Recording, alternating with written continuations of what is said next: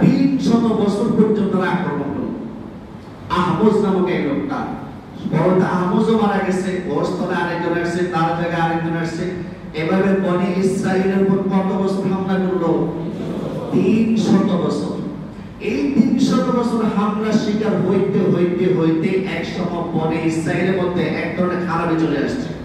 এখন আমি যদি বনি ইসরাইল বলবো, আপনারা তো বুঝতেছেন বনি ইসরাইল কারা? ওরা কারা? ইয়াকুব আলাইহিস সালামের 11 সন্তানের যারা আছে সবাই। কত বছর পর্যন্ত হামলা করলো?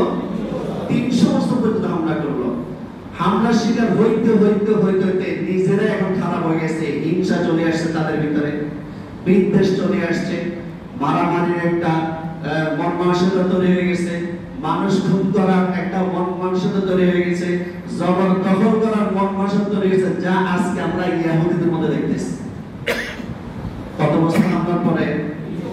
কত বছর হামলার পরে? 300 বছর হামলার পরে এক পর্যায়ে তারা এত খারাপ হয়েছে বলে ইসরাইল, এখন আল্লাহর সাথে তারা শিরক শুরু করে দিল। সবাই বলেন আলহামদুলিল্লাহ। ওই সময় আল্লাহ রাব্বুল আলামিন তাদেরকে দ্বীনের থেকে দাওয়াত দেওয়ার জন্য একজন নবী পাঠালেন, যে নবীর নাম হচ্ছে হযরত মূসা আলাইহিস সালাতু ওয়াস সালাম। সুবহানাল্লাহ। মূসা আলাইহিস সালাতু ওয়াস সালাম এসে তাওহীদের দিকে ডাকলেন, একত্ববাদের দিকে ডাকলেন, যে তোমরা আল্লাহকে মানো, মূর্তি পূজা তোমরা ছেড়ে দাও।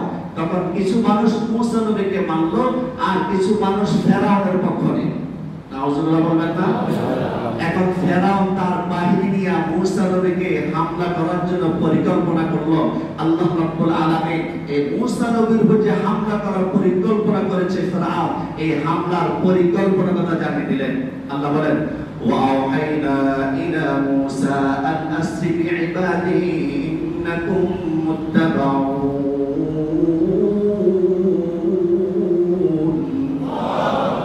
হে মূসা, আপনি রাতের অন্ধকারে আমার এই বান্দাদেরকে আপনি সফর করেন, হিজরত করেন।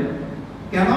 ইন্নাকুম মুত্তাবাউন, ফেরাউন এবং তার বাহিনী আপনাদেরকে ধাওয়া করবে, তাড়াতাড়ি বের হয়ে যান।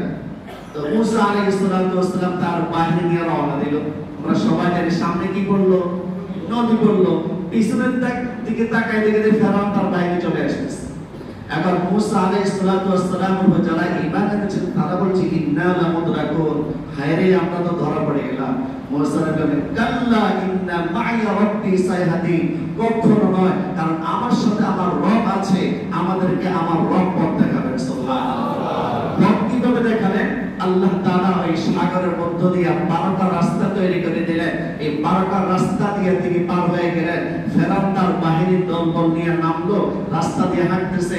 আল্লাহ তাআলা ওই রাস্তাগুলোকে নির্দেশ দিয়ে দিলেন, পানি হয়ে যাও। পানি হয়ে গেল, ফেরাউন তার দলবল সব মারা গেল। আমরা ইতিহাস সবাই জানি। এখন বলেন, মূসা এবং মূসার সাথে যারা ছিল, যারা আল্লাহকে মেনেছিল, তারা তো নদী পার হয়ে গেছে। নদী পার হইয়া ফেরাউন আর মূসা আলাইহিস সালাতু ওয়াস সালাম তার সাথীদেরকে নিয়ে নদী পার হওয়ার পর যে এলাকায় অবস্থান করেছিলেন, সেই এলাকার নাম হচ্ছে সিনাই। এলাকার নাম কি? আর এই সিনাই এলাকা হচ্ছে ফিলিস্তিনের পাশের এলাকা। সুবহানাল্লাহ। বলেন, আমরা ফিলিস্তিনের পক্ষে কেন? আরেকটা প্রমাণ পেয়েছেন তো? সিনাই এলাকাটা কোন এলাকার পাশে? ফিলিস্তিন এলাকার পাশে। অর্থাৎ এই সিনাই এলাকার শেষ একটা প্রাচীর আছে, প্রাচীর দিয়ে ঢুকলেই ফিলিস্তিন। মূসা আলাইহিস সালাতু ওয়াস সালাম তার সাথীদেরকে বলল, চলো, যেহেতু বাইতুল মাকদিস এখন যারা মূর্তি পূজা করে তাদের অধীনে আছে, আমরা জিহাদ করিয়া আবার এমন একটা পরিবেশ তৈরি করব যাতে করে বাইতুল মাকদিসে এখন আবার মুসলমানরা ইবাদত বন্দী করতে পারে। এখন তারা চিন্তা করতেছে যাবে কি যাবে না। তারা রওনা দিল, ফিলিস্তিন ঢুকলো। ফিলিস্তিন ঢোকার পর শহরে একটা প্রাচীন আসলো।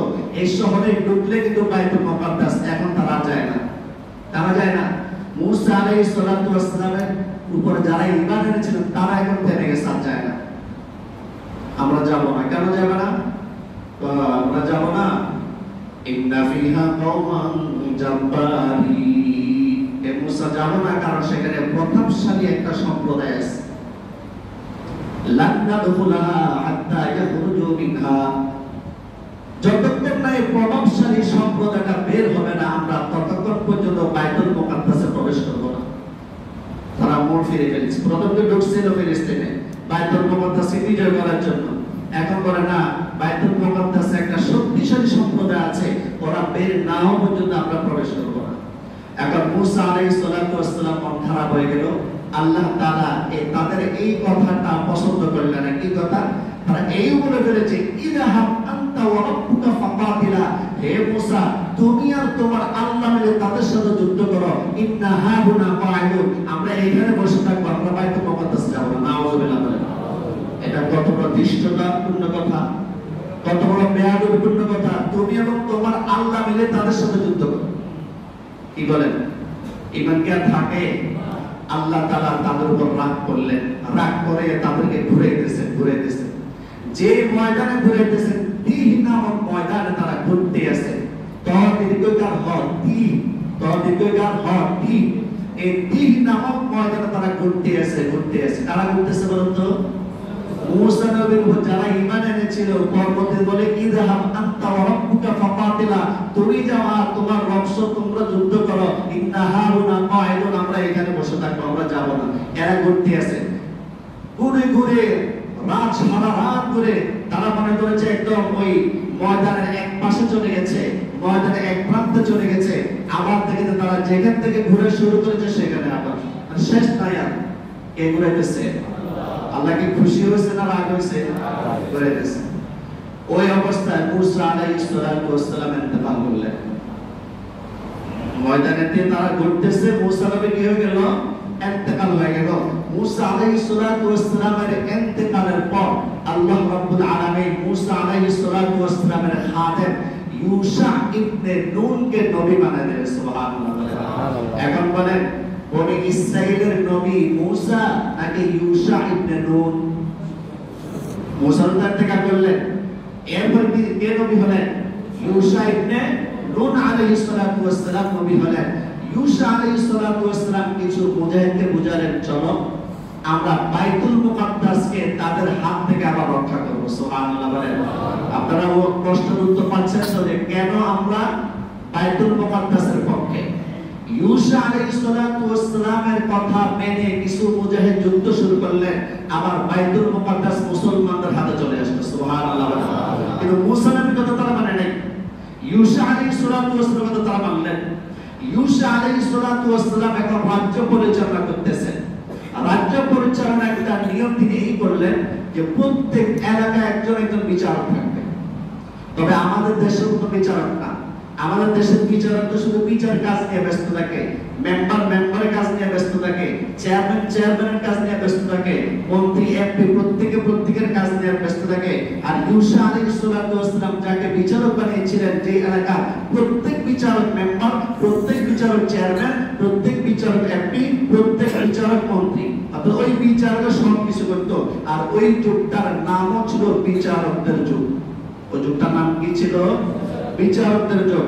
তিনি যে সমস্ত বিচারকদেরকে নিয়োগ দিয়েছিলেন, ওই বিচারক অনেক ছিল, তাদের মধ্য থেকে একজন বিচারকের নাম আপনারা মনে রাখবেন, তিনি হচ্ছেন শামউইল। বিচারকের নাম কি? সবাই বলেন, বিচারকের নাম কি? শামউইল। শামউইলকে বিচারক হিসেবে তিনি নিয়োগ দিলেন। নাম অনেক আছে, কাজ চলতেছে। কিন্তু ফিলিস্তিনের আশেপাশের লোকগুলো চিন্তা করলো যে না, শামউইল নামক একজন বিচারক দেশ পরিচালনা করবে, এটা হতেই পারে না, আমরা মানি না। এখন বনি ইসরাইলের উপর আশেপাশের দেশগুলো আক্রমণ করিয়া বাইতুল মুকাদ্দাসটা আবার মুসলমানদের হাত থেকে ছিনিয়ে নিয়ে গেল। কথা কি বুঝতেছেন? কাদের হাত থেকে নিয়ে গেল? মুসলমানদের হাত থেকে। তখন নেতৃত্ব কে দিচ্ছিল? শামউইল। কে? শামউইল। এই শামউইল শুধু বিচারক ছিলেন না, আল্লাহ পাক রব্বুল আলামিন ইউশা ইবনে নুনের পর এই বিচারক শামউইলকে নবী বানায় দিলেন। কিন্তু হবে কি, তার হাত থেকে আবার নেতৃত্ব চলে গেল, বাইতুল মুকাদ্দাস আবার ইহুদিদের হাতে চলে গেল, যারা মূর্তি পূজা করত তাদের হাতে চলে গেল। নেতৃত্ব কে ছিল? হযরতে শামউইল। এখন শামউইল আলাইহিস সালাম আবার বুঝাইতেছে, চলো না আমরা আবার একটু যুদ্ধ করি, বাইতুল মুকাদ্দাসকে আমাদের হাতে নিয়ে আসি। কয় না, ওরে ইসরাইল কত খারাপ, আমরা আপনার নেতৃত্বে যুদ্ধ করব না। তো কার নেতৃত্বে যুদ্ধ করবা? তো আমাদেরকে একজন বাদশা দিতে হবে। ওই বাদশা যদি বলে আমরা যুদ্ধ করব, আর যদি না বলে আমরা যুদ্ধ করব না। তো শামবিন আলাইহিস সালাতু ওয়াস সালাম আল্লাহর কাছে দোয়া করেন আল্লাহ একজন বাদশা দান করেন। তখন আল্লাহ তাআলা তালুত নামক একজন বাদশা দান করলেন। সুবহানাল্লাহ বলেন। মুসা আলাইহিস সালাতু ওয়াস সালাম বলেন চলো এখন যুদ্ধ করি এই তালুতের নেতৃত্বে। বনি ইসরাইল বলল তালুত কে আবার কেন তোমরা না বললা একজন বাদশা যদি আসে তোমরা যুদ্ধ করবা, এই যে আল্লাহ তালুতকে বাদশা বানায় দিয়েছে। কারণ আমরা তালুতকে মানি না। নাউজুবিল্লাহ বলেন। মানে এদের শুরু থেকে এদের ঘাটতারামি আছে। কি আছে? ঘাটতারামি, বেয়াদব। এখন এরা মানবে না। এরা দলিল কি কেন মানবে না? তো ওয়ালাম ইউতা সাআতা মিনাল মাল, তার কাছে তো সম্পদ নাই। কি নাই? সম্পদ নাই। তার নেতৃত্বে আমরা কেন যুদ্ধ করব? তাকে আমরা নেতা মানি না। তাহলে ওই যুগের লোকগুলা বনি ইসরাইলের মাথার ভিতরে ঢুকে গেছে নেতা হইতে হলে মাল লাগবে। যেটা বর্তমান আমাদের মাথায় ঢুকে গেছে নেতা হলে কি লাগবে? মাল লাগবে। এই জন্য তো এমপি মন্ত্রীরা ভোটের সময় কোটি কোটি টাকা খরচ করে আর ভোটাররাও হাজার হাজার টাকা খায়। যে মন্ত্রী আসে তাকে বলে আপনাকে ভোট দেবে, যে বলে 2000 টাকা তাকে বলে ভোট দেব, যে 5000 টাকা তাকে বলে ভোট দেব। আসলে ভোট কয় টাকা দিতে পারবে? তাহলে এমপি মন্ত্রীরা কোটি কোটি টাকা ইনভেস্ট করে, কোটি কোটি টাকা খরচ করার পর সে কি এমনিতে খরচ করেছে? এই জন্য তো এমপি মন্ত্রী হওয়ার পর ওই যে বিভিন্ন কাজ করার সময় রডের পরিবর্তে পান দিয়ে কাজ শেষ করে দেয়। ঠিক কিনা জোরে বলে? সেটা এখনো আছে, আরো থাকবে। যত দুর্নীতি আসছে ওই বনি ইসরাইল থেকে কিন্তু আসছে। তারা বলে ওয়ালাম ইউতা সাআতাম মিনাল মাল, এর তো আল্লাহ তাআলা সম্পদ দেয় নাই, সুতরাং নেতা হিসেবে আমরা গ্রহণ করতে পারি না। আল্লাহ তাআলা বললেন যে না, আমি যে লূতকে দিলাম বাদশা হিসেবে, লূতকে আমি দুইটা নিয়ামত দান করেছি। একটা হচ্ছে ওয়াজাদাহু বাসতাতান ফিল ইলমি ওয়াল জিসম, আমি আল্লাহ তাআলাকে এমন লোক বানায় পাঠাইলাম, আমি আল্লাহ তাআলার সিনা ভর্তি বিদ্যা দান করলাম। কি মনে করো তোমরা? ইলম দান করেছি, কলিজা ভর্তি ইলম। আর ওয়াল জিসম, শারীরিকভাবে অনেক শক্তি আমি দান করেছি তালুতকে। তালুতের দুইটা গুণ, একটা হচ্ছে বিদ্যা আছে আর একটা শারীরিক শক্তি আছে, নেতৃত্ব দেওয়ার সাহস আছে, শক্তি আছে। এভাবে বোঝানোর পর এখন তালুতের নেতৃত্বে তারা যুদ্ধে যাওয়ার জন্য রাজি হইল। তারা বনে ইসরাইল এখন যুদ্ধে রওনা দিছে। কার নেতৃত্বে রওনা দিছে? তালুতের নেতৃত্বে। কার নেতৃত্বে? তালুতের নেতৃত্বে যুদ্ধে রওনা দিছে। তালুত বলতে যে না, কারা জিহাদ করতে পারবে আমার একটা পরীক্ষা করতে হবে। কি পরীক্ষা? তোমরা যাওয়ার সময় একটা নদী পড়বে, পিপাসা লাগলেও নদীর পানি পান করতে পারবে না। যদি তোমরা নদীর পানি পান করো তাহলে মুজাহিদের নাম আর থাকবে না, নাম কেটে দেবো আমি। আর যারা পানি পান করবে না তারাই মুজাহিদ থাকবে। রওনা দিচ্ছে, এখন পানি পাইছে তারা, সমুদ্র নদী, অধিকাংশ মানুষ পান করে ফেললো পানিটা। নাউজুবিল্লাহ। এই যে বনি ইসরাইল তো এরা পানি পান করে ফেলছে, তাহলে আপনি মুজাহিদ আছে? অল্প সংখ্যক মুজাহিদ পানি পান করেন নাই। তাফসীর কিতাবের মধ্যে আছে তাদের সংখ্যা 313 জন। কত? এই 313 জন নিয়ে তালুত তিনি যুদ্ধ করতে যাচ্ছেন বাইতুল মুকাদ্দাসকে হাতে আনার জন্য। আর যার বিরুদ্ধে যুদ্ধ করতে যাচ্ছেন তার নাম হচ্ছে জালুত। তার নাম কি? গল্প শোনাইতেছে না আপনাদেরকে? কোরআন শরীফে আছে তালুত আছে, জালুত আছে। তালুতের নেতৃত্বে যারা জিহাদ করার জন্য যাচ্ছে তাদের সংখ্যা কত?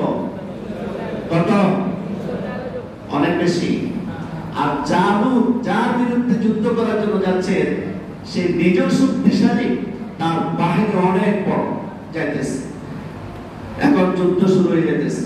এখানে একটা কথা বলে রাখি, যেই 313 জন মুজাহিদ ছিলেন, এই 313 জনের মধ্যে দাউদ নবীর বড় দুই ভাই ছিল। কি কথা বলে খারাপ লাগতেছে আপনাদের কাছে? সব সময় তো কোরআন হাদিস দিয়ে শুনে, এটা কিন্তু কোরআন হাদিস থেকে বলতেছে, কিন্তু একটা অন্যরকম আলোচনা। আজকে আমি একটু সময় বেশি দেবো, খারাপ লাগবে আপনাদের কাছে? একটু সময় বেশি দেন।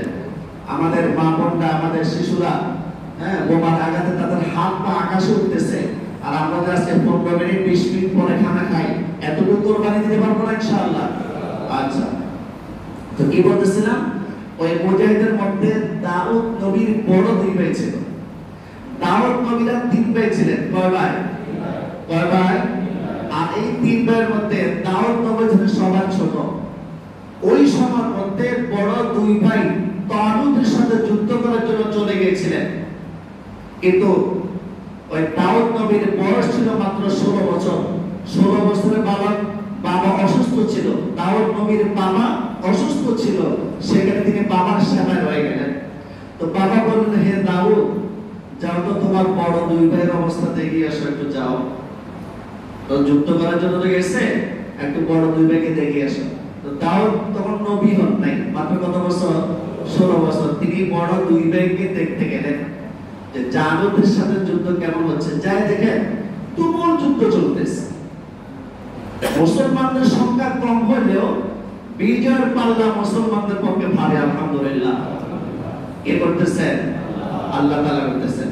কিন্তু একটা বাধা, বিজয়ের মালা গলায় পরার একটা বাধা, সেটা হচ্ছে জালুত এত শক্তিশালী, কোন মুজাহিদ জালুতের সাথে মোকাবেলা করার জন্য সাহস পায় না।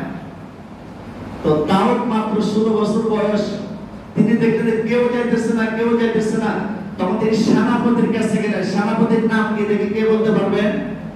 মুসলমানদের সেনাপতির নাম কি? তালুত। আলহামদুলিল্লাহ। মুসলমানদের সেনাপতির নাম কি? তালুত। আর বিপক্ষের সেনাপতির নাম কি? জালুত। দাউদ আলাইহিস সালাতু ওয়াস সালাম মাত্র 16 বছর বয়স, তখন তিনি নবী হন নাই। তালুতের কাছে গিয়ে বলল, সেনাপতির কাছে গিয়ে বলল, সেনাপতি সাহেব, কেউ যেহেতু যাচ্ছে না, আমাকে একটু অনুমতি দিন। সুবহানাল্লাহ। আলোচনা বলেন সুবহানাল্লাহ। জালুতের মতো শক্তিশালী লোকের মোকাবেলা করবে কে? 16 বছরের একটা বালক। তো তালুত আশ্চর্য হয়ে গেলেন, সবাই আশ্চর্য হয়ে গেলেন। কেউ সাহস পাইতেছে না, এত বড় বড় মুজাহিদ, তুমি ছোট্ট ছেলে, তুমি কি পারবা না? যেহেতু কেউ যাইতেছে না, আমাকে একটু অনুমতি দেন। অনেক পিড়াপিড়ির পর অনুমতি দিলেন। তো দাউদ তিনি কি করে একটা পাথর নিলেন, শুধু একটা পাথর নিয়ে বিসমিল্লাহ আল্লাহু আকবার, আল্লাহর নাম নিয়ে পাথরটা জালুতের দিকে ছুড়লেন। ফাওয়াকা বাইনা আইনাইহি, দুই চোখের মাঝখানে তার কপাল বরাবর পাথরটা লেগে সাথে সাথে মারা গেছে। সুবহানাল্লাহ। এখন তাকে মারলো কে? দাউদ। বয়স কত? আল্লাহ পাক রব্বুল আলামিন এইদিকে ইঙ্গিত করে বলেন, ওয়াকাতালা দাউদু জালুতা। আপনারা অনুভব বুঝতেছেন এটা? ওয়াকাতালা দাউদু জালুতা, দাউদ কতল করেছে জালুতা, জালুতকে। এই বানাইকে উপন্যাস থেকে আপনাদেরকে বলতেছি না কোরআন থেকে বলতেছি? ওয়াকাতালা দাউদু জালুতা, দাউদ কাকে কতল করলো? জালুতকে কতল করলো। এখন আল্লাহ তাআলা কি করলেন? ওয়া আতাহুল্লাহুল মুলকা ওয়াল হিকমা, দাউদ নবীকে আল্লাহ পাক রব্বুল আলামিন একসাথে দুইটা নিয়ামত দান করলেন। একটা হচ্ছে বাদশাহী, আরেকটা হচ্ছে নবুয়ত। সুবহানাল্লাহ। ইতিহাসের পাতায় স্বপ্ন করে লেখা থাকবে যে পৃথিবীর ইতিহাসে একই সাথে নবুয়ত, একই সাথে বাদশাহী একমাত্র দাউদ নবী পেয়েছিলেন। সুবহানাল্লাহ। অন্য নবীরা পেয়েছেন, কিন্তু নবুয়ত আর বাদশাহী একসাথে পান নাই। নবুয়ত আর বাদশাহী একমাত্র কে পেয়েছেন? দাউদ আলাইহিস সালাতু ওয়াস সালাম পেয়েছিলেন। এখন দাউদ আলাইহিস সালাতু ওয়াস সালাম 40 বছর বাইতুল মুকাদ্দাস শাসন করলেন। এই যে আমার আলোচনা এখানে চলে আসলাম। দাউদ নবী কত বছর শাসন করলেন? 40 বছর। মুসলমানদের হাতে মানে বাইতুল মুকাদ্দাস, ফিলিস্তিনের ইতিহাসটা দেখেন যে কতবার মুসলমানদের হাতে আসতেছে, কতবার আবার ওরা চিনিয়ে নিতেছে, আবার মুসলমান আনতেছে। কেন? এটা একটু পরে বলতেছে। এত কারাগারি কেন? কি আছে বাইতুল মুকাদ্দাস? কি আছে ফিলিস্তিনে? তাহলে এখন বলেন, এখন নেতাকে দাউদ আলাইহিস সালাম কত বছর শাসন করলেন? 40 বছর শাসন করার পর দাউদ নবী বিদায় দিলেন, ইন্তেকাল করলেন। দাউদ আলাইহিস সালাতু ওয়াস সালামের ইন্তেকালের পর দাউদ আলাইহিস সালাতু ওয়াস সালামের ছেলে হযরত সুলাইমান আলাইহিস সালাম নেতৃত্ব নিলেন। এখন বলেন, আমরা সুলাইমান নবীর নাম শুনি না? এখন সুলাইমান নবীর বাবার নাম কি? আর দাউদ নবীর ছেলের নাম কি? সুলাইমান আলাইহিস সালাম। এই সুলাইমান আলাইহিস সালাতু ওয়াস সালাম 40 বছর শাসন করেন। আর বর্তমান বাইতুল মুকাদ্দাসে মসজিদে আকসা আছে। এই মসজিদে আকসা হযরত সুলাইমান আলাইহিস সালাতু ওয়াস সালাম জিনদের মাধ্যমে নির্মাণ করেন। সুবহানাল্লাহ। বলেন ইতিহাস দেখছেন কত দিকে মোড় নিয়েছে। তাহলে বলেন দাউদ আলাইহিস সালাতু ওয়াস সালাম কত বছর শাসন করলেন? আর তার পুত্র সুলাইমান আলাইহিস সালাতু ওয়াস সালাম কত বছর শাসন করলেন? 40 করে কত? 80 বছর পর্যন্ত বনি ইসরাইল মোটামুটি একটু ভালো ছিল। কত বছর পর্যন্ত? মোটামুটি ভালো ছিল তারা।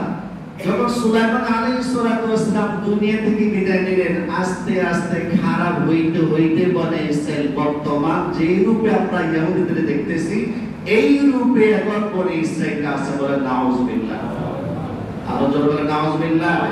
এখন ফিলিস্তিনিরা কি করবে? সুলাইমান আলাইহিস সালামের ইন্তেকালের পর এখন তারা তো আবার খারাপ হওয়া শুরু করলো। খারাপ হইতে হইতে এখন আবার শিরক ঢুকে গেছে তাদের মধ্যে। আর যারা আল্লাহকে মানে তাদেরকে তারা শত্রু ভাবে, নাউজুবিল্লাহ বলে। এখন তারা চিন্তা করে কিভাবে এটা দখল করা যায়। 1917 সনে ফিলিস্তিনে ইহুদিদের সংখ্যা ছিল মাত্র 8%। সবাই বলেন কত পার্সেন্ট? কত পার্সেন্ট? কত সনে? 1917 সনে ইহুদিদের সংখ্যা মাত্র ফিলিস্তিনে কত পার্সেন্ট? 8% ছিল, মাত্র 8%। হিটলার সবগুলোকে মেরে ফেলেছে। কে মারছিল?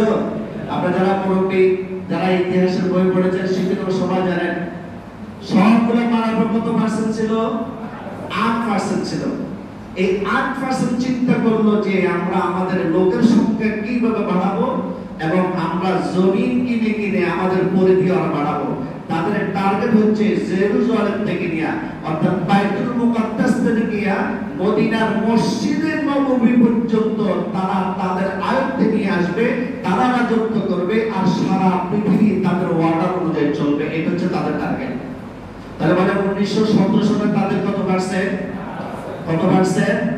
1948 সালে এসে এই 8% তারা ফিলিস্তিনিদের থেকে জমি ক্রয় করা শুরু করলো। আর ওই মানুষগুলো ফিলিস্তিনের মুসলমানরা জমি বিক্রি করা শুরু করে দিল। কারণ যেই জমির দাম অনেক কম, এই কম দামি জমিকে বেশি মূল্য দিয়ে তারা কিনা শুরু করছে। আচ্ছা, জমির দাম যদি কম হয় আর মূল্য যদি বেশি দেয়, কয়জন লোক এই লোকটা সামলাতে পারবে? এখন জমি বিক্রি করা শুরু করলো। ফিলিস্তিনি মুসলমানরা তাদের কাছে জমি বিক্রি করতেছে। জমি বিক্রি করতে করতে যেখানে 1917 সালে মাত্র 8% ছিল ইহুদিদের সংখ্যা, 1948 সালে এসে তাদের সংখ্যা হয়ে গেল 38। কত? 38। কত পার্সেন্ট হয়ে গেল? তাহলে কত পার্সেন্ট বাড়ছে? 30% বেড়ে গেছে।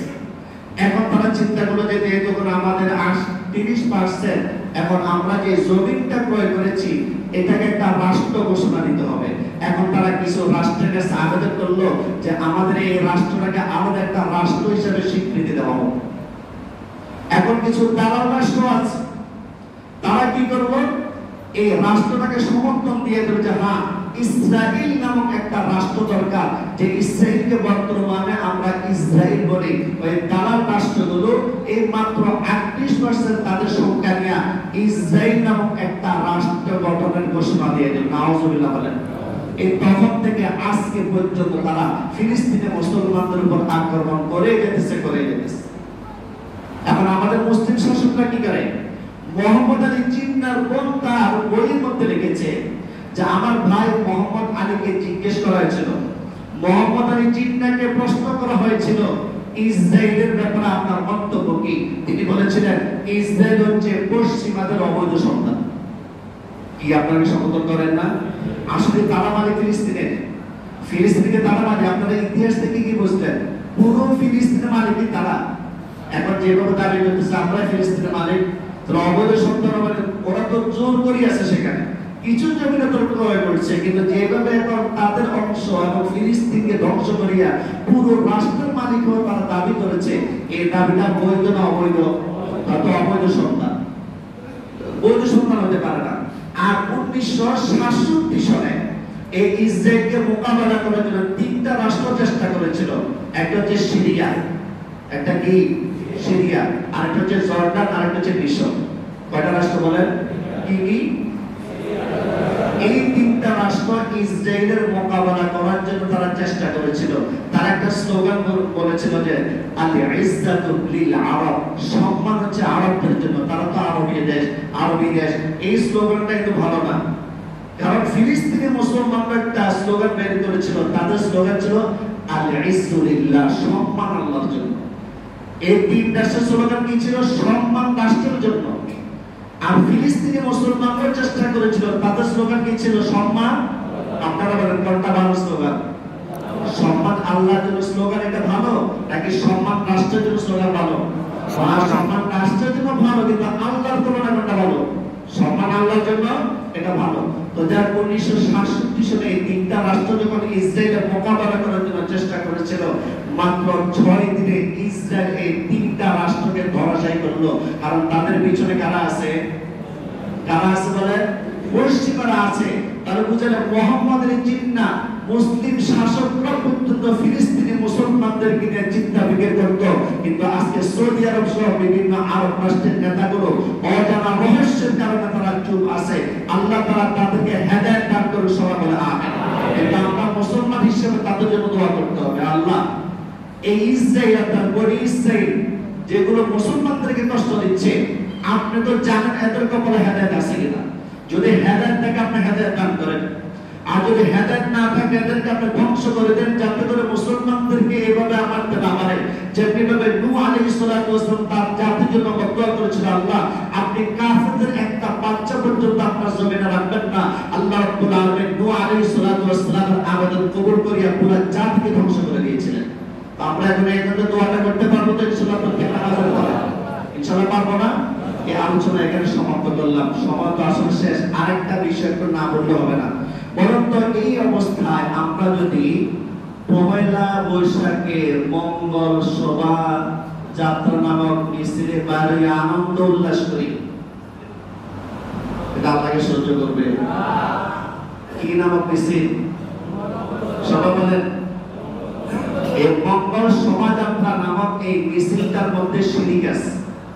এই মিছিলটার মধ্যে কি আছে বলেন? কি আছে? আমাদের অজান্তে আমাদের ঈমান কিন্তু ছিনিয়ে নিচ্ছে।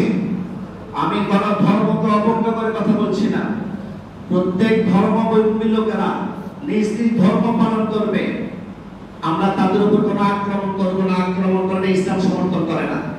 কিন্তু আমাদের মুসলমানদেরকে তাদের ধর্মের নাম পরিবর্তন করিয়া তাদের ধর্মের অনুসারী বানানো হবে, এটা তো কোনো মুসলমান সহ্য করবে না। আমরা আমাদের ধর্ম নিয়ে থাকি, তোমরা তোমাদের ধর্ম নিয়ে থাকো, ঠিক কিনা জোরে বলেন? এখন তারা একটা মিছিল বের করে, নাম হচ্ছে কি বলেন? মঙ্গল শোভাযাত্রা। আচ্ছা, মঙ্গল শোভাযাত্রার নামে যদি মিছিল হয়, এই মিছিলের উদ্দেশ্যটা কি? যেহেতু মঙ্গল আছে, তার মানে এই মিছিলের মধ্যে যারা যারা কথা বলবে, যে দাবি নিয়ে মিছিল নিয়ে বের হবে, এরা সবাই চায় আগামী বছরটা যেন মঙ্গলময়, আগামী বছরটা কি হয়? মঙ্গলময় হোক, এটা না? কিন্তু তাহলে মানুষের মিছিলের মধ্যে পেঁচা ছবি কেন? মঙ্গল শোভাযাত্রা নামক যে মিছিলটা বের হয়, এটা পেঁচার ছবি থাকে কিনা? কথা বলে না। পেঁচার একটা মূর্তি থাকে কিনা? তাহলে পেঁচার সাথে মানুষের কি সম্পর্ক? তার মানে কি এটা বলতেছে তারা যে আগামী বছরটা যেন আমাদের পেঁচার মতো জীবনযাপন করতে পারি। কোন কোন নেতাকে দেখা যায়, কোন কোন নেত্রী দেখা যায় কুকুরের মুখোশ পরে তারা মিছিল করতেছে, নাউজুবিল্লাহ বলে। তারা কি জাতিকে এই কথাটা বলতে চায় যে আগামী বছরটা যেন আমাদের কুকুরের মতো জীবনযাপন করতে পারি? কোন কোন নেতা নেত্রীকে দেখা যায় বা সাধারণ মুসলমানকে দেখা যায় বানরের মুখোশ পরে তারা হাঁটতেছে। বিভিন্ন প্রাণী। প্রশ্ন হচ্ছে মিছিল হচ্ছে কার? মানুষের। মিছিল কার বলেন? মানুষের। তাহলে দুইটা প্রশ্ন। একটা হচ্ছে সেখানে পেঁচার মূর্তি কেন? দুই নম্বর, যারা মিছিল করে তারা বিভিন্ন প্রাণীর মুখোশ কেন পড়তেছে? কারণটা কি? এই পেঁচাটা কেন আসে আপনারা বুঝেন? আপনারা যদি বুঝেন, নিজেরা তো যাবেনই না, যুবকরা তো যাবেনই না, আপনাদের বন্ধু বান্ধব যারা আছেন তাদেরকে নিষেধ করবেন। হিন্দুদের ভাগ্য লিখন তারা মানে লক্ষ্মী দেবীকে। কাকে? কাকে? তারা মনে করে যে আমাদের যত ভালো দিক আছে সবকিছু এটা নির্ধারণ করে আমাদের লক্ষ্মী দেবী। লক্ষ্মী দেবীর কোনো কিন্তু ছেলে নাই, তার কয়েকটা মেয়ে আছে। যেমন একটা মেয়ের নাম হচ্ছে পদ্মা। লক্ষ্মী দেবীর এক মেয়ের নাম কি? পদ্মা। আর এক মেয়ের নাম হচ্ছে পদ্মাবত। আর এক মেয়ের নাম কি? আর এক মেয়ের নাম হচ্ছে ইন্দিরা। আর এক মেয়ের নাম কি? ইন্দিরা। আর এক মেয়ের নাম শোভা। আর এক মেয়ের নাম কি? শোভা। আর এক মেয়ের নাম কমলা। আর এক মেয়ের নাম রমা। বলেন তো কয়টা মেয়ের নাম বলছি? 6টা। আপনারা বলেন দেখি, মেধা পরীক্ষা হয়েছে, রাগ করতেছেন? একটু সমাজে বেশি দিতেছি। আচ্ছা বলেন তো কয়টা মেয়ে লক্ষ্মী দেবী? 6টা। কি কি? পদ্মা, পদ্মাবয়া 2। 3 নাম্বার ইন্দিরা। 4 নাম্বার শোভা, 5 নাম্বার কমলা, 6 নাম্বার রমা। এই লক্ষ্মী দেবীর বাহনের নাম হচ্ছে পেঁচা। এই লক্ষ্মী দেবীর বাহনের নাম কি? পেঁচা। অর্থাৎ আমাদের যেমন বাহন থাকে না, যার বাহন যেটা আছে, কারো প্রাইভেট আছে, কারো হুন্ডা আছে, কেউ রিকশাতে চড়ছে, বাহন তো আছে। তো হিন্দুদের আকীদা, হিন্দুদের বিশ্বাস হচ্ছে লক্ষ্মী দেবী পেঁচা করে নিয়ে আরোহণ করবেন, বিভিন্ন দিকে যাবেন, বাহন। পেঁচা হচ্ছে বাহন। তাহলে এখন আপনারা বলেন মিছিলের নাম কি? মঙ্গল শোভাযাত্রা। আর সাথে আছে কি? পেঁচা নামক মূর্তি। তার মানে যারা মিছিলে অংশগ্রহণ করে তারা বলে, হে লক্ষ্মী দেবী মা, আপনি আসুন, আপনার জন্য বাহন রেডি আছে, আগামী বছর আপনি যেন আমাদের জন্য মঙ্গলময় করে দেন। এত আস্তে কেন? নাউজুবিল্লাহ। আপনারা জানেন না যারা মিছিলে যান, তাহলে মিছিলে যাওয়ার অর্থ হচ্ছে হে লক্ষ্মী দেবী মা, আপনার জন্য পেঁচা নামক বাহন রেডি আপনি আছেন, আর আগামী বছর যেন আমাদের মঙ্গলময় হয়। এই জন্য মিছিলের নাম মঙ্গল শোভাযাত্রা। আপনারা বলেন কোন মুসলমান কি এই মিছিলে অংশগ্রহণ করতে পারে? এত হিড়িক কেন? যারা বের হয় এরা সবাই তো হিন্দু না, জানে না যে তার ঈমান চলে যাচ্ছে, শিরক হচ্ছে, তার মেয়ের ঈমান চলে যাচ্ছে, ছেলের ঈমান চলে যাচ্ছে। ইনশাআল্লাহ যদি কখনো সময় হয়, এই মঙ্গল শোভাযাত্রার আবিষ্কারককে এবং সর্বপ্রথম এই মঙ্গল শোভাযাত্রা নামক মিছিলটা কোন দেশে বের করেছে, কখন বের করেছে, কিভাবে বের করেছে, এটা নিয়ে ইনশাআল্লাহ আলোচনা করব। আজকে সময় অনেক দেরি হয়ে গেছে। আল্লাহ পাক রব্বুল আলামিন আমাদের সবাইকে ফিলিস্তিনিদের দুঃখে দুঃখী হয়ে তাদের জন্য দোয়া করার তৌফিক দান করুন। আল্লাহ রাব্বুল আলামিন আমাদের সবাইকে মঙ্গল শোভাযাত্রা নামক মিছিলের মাধ্যমে ঈমান হরণ করা থেকে বেঁচে থাকার তৌফিক দান করুন।